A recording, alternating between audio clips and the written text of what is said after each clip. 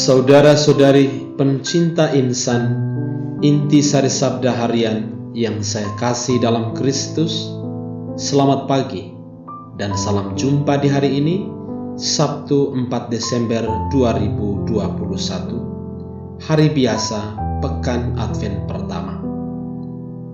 Kita akan mendengarkan pembacaan dari Injil Matius, bab 9 ayat 35 sampai bab 10 ayat 1, dilanjutkan dengan ayat 6 sampai ayat 8. Mari kita simak bersama.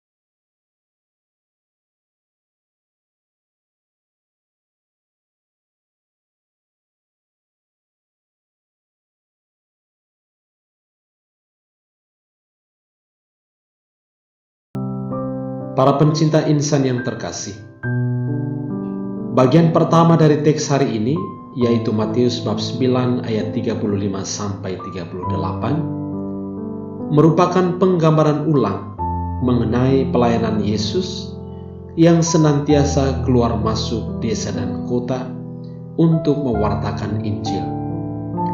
Ia berjalan sambil berbuat baik, mengajar di rumah-rumah ibadat, menyembuhkan orang-orang sakit, dan mengusir setan-setan. Pelayanan yang tak kenal lelah dari Tuhan Yesus kepada orang-orang Israel ini dilandasi rasa tergerak hatinya oleh belas kasihan, melihat realitas kemunduran kualitas kerohanian dari orang-orang Israel. Yesus memaparkan hal ini dengan dua penggambaran, yaitu orang banyak digambarkan seperti domba tanpa gembala dan seperti panenan yang membutuhkan para pekerja untuk menuai panenan itu. Karena itu, Yesus dalam bagian ini menegaskan urgensi keterlibatan orang-orang yang bersedia menerima undangannya untuk menjadi muridnya demi kesuksesan misi kerajaan Allah yang diembannya itu. Sementara bagian kedua dari perikop hari ini, yaitu Matius bab 10 ayat 1 dilanjutkan dengan ayat 6 sampai ayat 8, berisikan panggilan khusus ke-12 murid untuk terlibat langsung dalam misi kerajaan Allah di tengah-tengah bangsa Israel. Yesus tidak bisa bekerja sendirian. Dia membutuhkan orang lain untuk mengemban misi mulianya itu. Karena itu, Ia memanggil murid-muridnya untuk kemudian mengutus mereka. Tujuan perutusan para murid ini jelas, yaitu memberitakan kerajaan Allah di tengah bangsa Israel. Pemberitaan kehadiran kerajaan Allah ini menyata dalam tindakan menyembuhkan orang-orang sakit, mengusir setan-setan dan roh-roh jahat, dan tindakan-tindakan lainnya. Menariknya bahwa Tuhan Yesus mengingatkan kepada para murid untuk senantiasa sadar bahwa kuasa yang mereka miliki dalam mengusir setan-setan atau menyembuhkan orang-orang sakit adalah kuasa yang diberikan secara cuma-cuma kepada mereka. Karenanya harus dibagikan atau disalurkan pula secara cuma-cuma.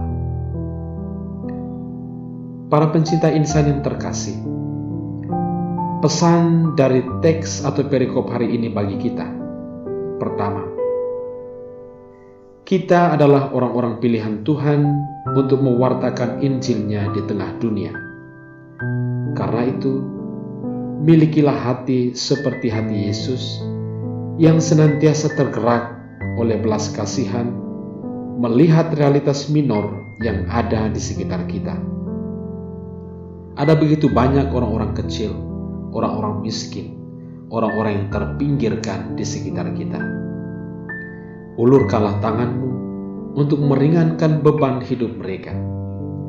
Jadikanlah dirimu sebagai kerajaan Allah yang nyata bagi mereka.